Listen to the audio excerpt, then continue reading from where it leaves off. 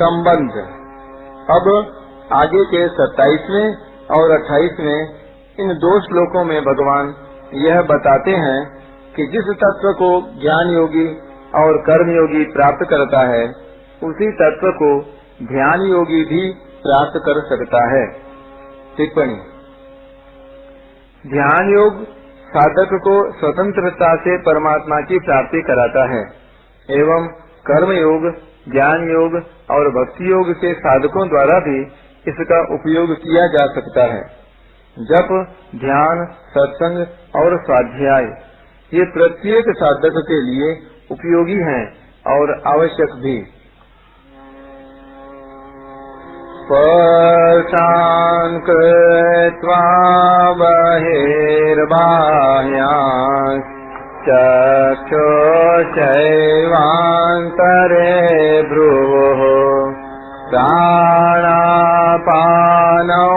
समौ कृत्वा नासाभ्यन्तरचारिणौ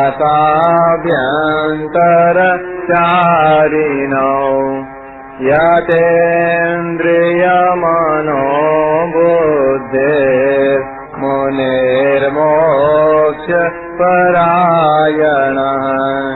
विगतेच्छाभयक्रोधो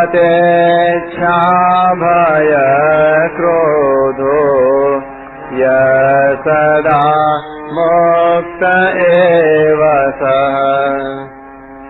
बाह्य पदार्थों को बाहर ही छोड़कर और नेत्रों की दृष्टि को भौहों के बीच में स्थित करके तथा नासिका में विचरने वाले प्राण और अपान वायु को सम करके जिसकी इंद्रियां, मन और बुद्धि अपने वश में हैं, जो मोक्ष परायण है तथा जो इच्छा, भय और क्रोध से सर्वथा रहित है, वह मुनि सदा मुक्त ही है।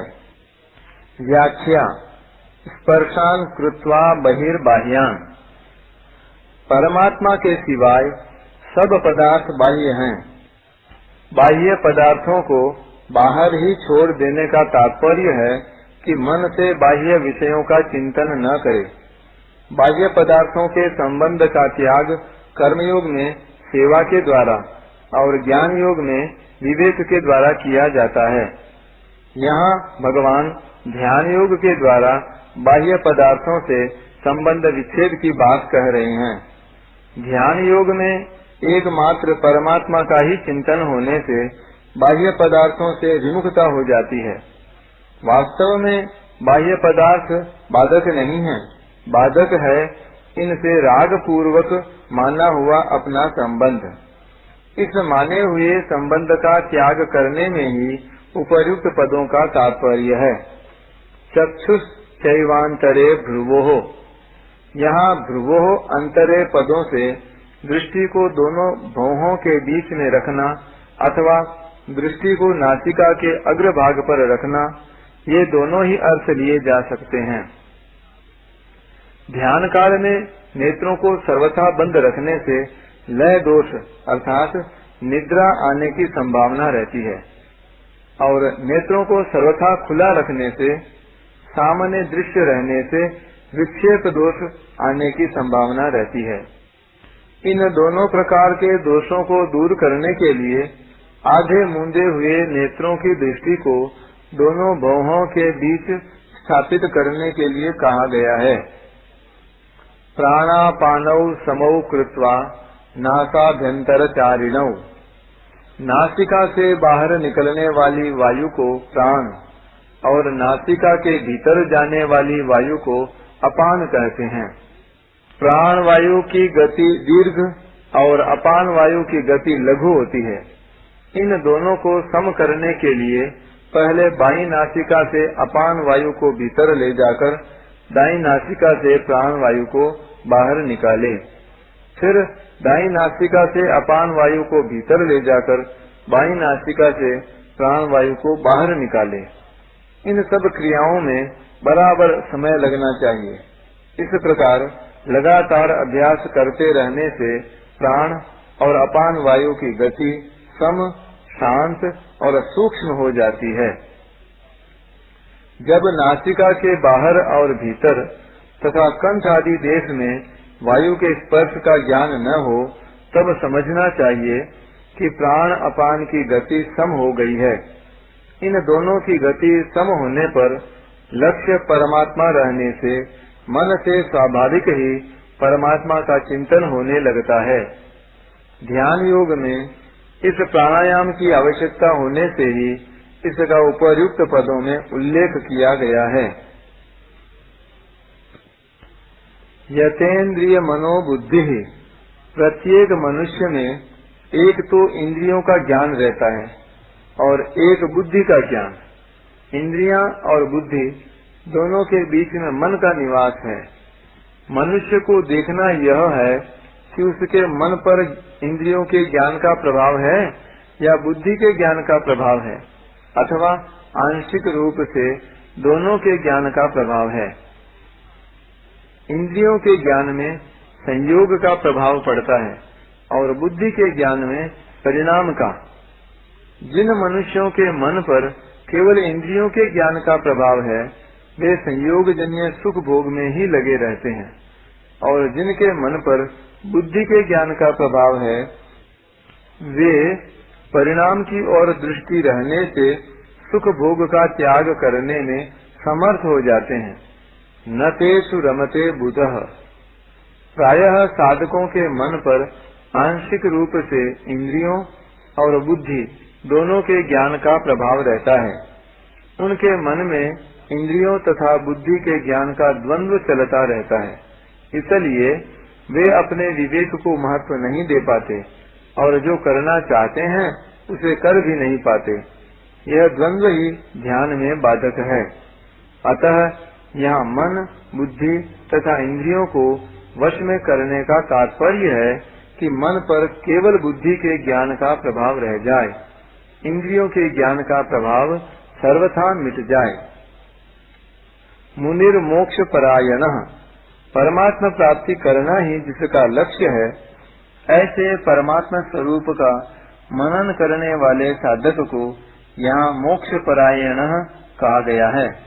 परमात्मा तत्व सब देश काल आदि में परिपूर्ण होने के कारण सदा सर्वदा सबको प्राप्त ही है, परंतु दृढ़ उद्देश्य न होने के कारण ऐसे नित्य प्राप्त तत्व की अनुभूति में देरी हो रही है।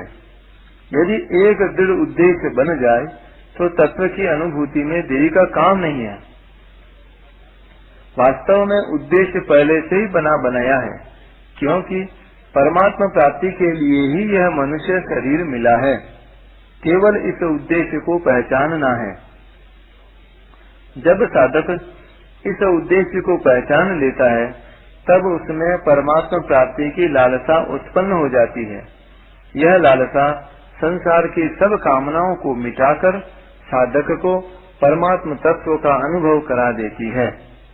अतः परमात्मा प्राप्ति के उद्देश्य को पहचानने के लिए ही यहाँ मोक्ष परायणः पद का प्रयोग हुआ है। कर्मयोग, सांख्य योग, ध्यान योग, भक्ति योग आदि सभी साधनों में एक दृढ़ निश्चय या उद्देश्य की बड़ी आवश्यकता है। अगर अपने कल्याण का उद्देश्य ही दृढ़ नहीं होगा तो साधन से सिद्धि कैसे मिलेगी।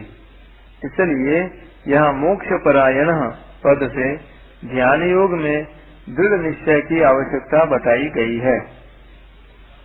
विगतेच्छा भय क्रोधो यह, अपनी इच्छा की पूर्ति में बाधा देने वाले प्राणी को अपने से सबल मानने पर उससे भय होता है और निर्बल मानने से उस पर क्रोध आता है। ऐसे ही जीने की इच्छा रहने पर मृत्यु से भय होता है और दूसरों से अपनी इच्छा पूर्ति करवाने तथा दूसरों पर अपना अधिकार जमाने की इच्छा से क्रोध आता है। अतः भय और क्रोध होने में इच्छा ही मुख्य है। यदि मनुष्य में इच्छा पूर्ति का उद्देश्य न रहे, प्रत्युत एकमात्र परमात्मा प्राप्ति का उद्देश्य रह जाए, तो भय क्रोध सहित इच्छा का सर्वथा अभाव हो जाता है। इच्छा का सर्वथा अभाव होने पर मनुष्य मुक्त हो जाता है, कारण कि वस्तुओं की और जीने की इच्छा से ही मनुष्य जन्म मरण रूप बंधन में पड़ता है। साधक को गंभीरता पूर्वक विचार करना चाहिए कि क्या वस्तुओं की इच्छा से वस्तुएं मिल जाती हैं और क्या जीने की इच्छा से मृत्यु से बच जाते हैं। वास्तविकता तो यह है कि न तो वस्तुओं की इच्छा पूरी कर सकते हैं और न मृत्यु से बच सकते हैं। इसलिए यदि साधक का यह दृढ़ निश्चय हो जाए कि मुझे एक परमात्मा प्राप्ति के सिवाय कुछ नहीं चाहिए, तो वह वर्तमान में ही मुक्त हो सकता है। परंतु यदि वस्तुओं की और जीने की इच्छा रहेगी तो इच्छा कभी पूरी नहीं होगी और मृत्यु के भय से भी बचाव नहीं होगा तथा क्रोध से भी छुटकारा नहीं होगा। इसलिए मुक्त होने के लिए इच्छा रहित होना आवश्यक है। यदि वस्तु मिलने वाली है तो इच्छा किए बिना भी मिलेगी और यदि वस्तु नहीं मिलने वाली है तो इच्छा करने पर भी नहीं मिलेगी। अतः वस्तु का मिलना या न मिलना इच्छा के अधीन नहीं है, प्रत्युत किसी विधान के अधीन है। जो वस्तु इच्छा के अधीन नहीं है उसकी इच्छा को छोड़ने में क्या कठिनाई है। यदि वस्तु की इच्छा पूरी होती हो तो उसे पूरी करने का प्रयत्न करते और यदि जीने की इच्छा पूरी होती हो तो मृत्यु से बचने का प्रयत्न करते। परंतु इच्छा के अनुसार न तो सब वस्तुएं मिलती हैं और न मृत्यु से बचाव ही होता है। यदि वस्तुओं की इच्छा न रहे तो जीवन आनंदमय हो जाता है और यदि जीने की इच्छा न रहे तो मृत्यु भी आनंदमयी हो जाती है। जीवन तभी कष्टमय होता है जब वस्तुओं की इच्छा करते हैं और मृत्यु तभी कष्टमयी होती है जब जीने की इच्छा करते हैं। इसलिए जिसने वस्तुओं की और जीने की इच्छा का सर्वथा त्याग कर दिया है वह जीते जी मुक्त हो जाता है, अमर हो जाता है। सदा मुक्त एव सह। उत्पत्ति विनाशशील पदार्थों के साथ अपना संबंध मानना ही बंधन है। इस माने हुए संबंध का सर्वथा त्याग करना ही मुक्ति है। जो मुक्त हो गया है उस पर किसी भी घटना, परिस्थिति, निंदा, स्तुति, अनुकूलता, प्रतिकूलता, जीवन मरण आदि का किंचन मात्र भी असर नहीं पड़ता। सदा मुक्त एव पदों का तात्पर्य है कि वास्तव में साधक स्वरूप से सदा मुक्त ही है। केवल उत्पन्न और नष्ट होने वाली वस्तुओं से अपना संबंध मानने के कारण उसे अपने मुक्त स्वरूप का अनुभव नहीं हो रहा है। संसार से माना हुआ संबंध मिटते ही स्वतः सिद्ध मुक्ति का अनुभव हो जाता है। परिशिष्ट भाव। बाहर के पदार्थों को बाहर ही छोड़ने का तात्पर्य है स्वयं को शरीर से अलग कर लेना कि शरीर मैं नहीं हूँ, शरीर मेरा नहीं है और मेरे लिए नहीं है। ये तीन बातें प्रत्येक साधक को माननी ही पड़ेंगी, चाहे वह किसी भी योग मार्ग से क्यों न चले। शरीर के साथ अपना कोई संबंध न माने तो मुक्ति स्वतः सिद्ध है। पहले 24वें श्लोक में अंतः शब्द आया था, इसलिए यहाँ बाह्य शब्द दिया है। वास्तव में बाह्य कोई वस्तु नहीं है, प्रत्युत केवल वृत्ति है। बाह्य शब्द का प्रयोग दूसरी सत्ता मानकर ही होता है, जबकि वास्तव में सत्ता एक ही है। अतः स्पर्शान कृत्वा बहिर्बाह्यान पदों का तात्पर्य है कि एक तत्व के सिवाय दूसरी किसी सत्ता की मान्यता न रहे।